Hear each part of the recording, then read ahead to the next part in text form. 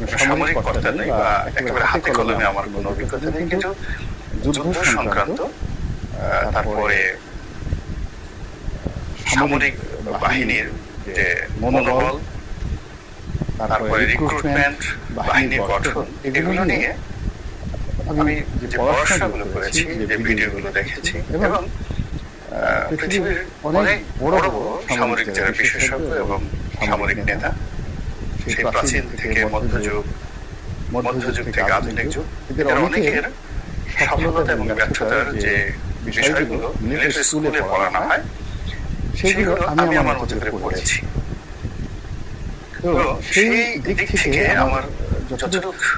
জ্ঞান রয়েছে, কথা বলার যোগ্যতা রয়েছে, সেইগুলো নিয়ে কথা। ইতিমধ্যে আপনারা দেখেছেন যে পুলিশের মনোবল ভেঙে গিয়েছে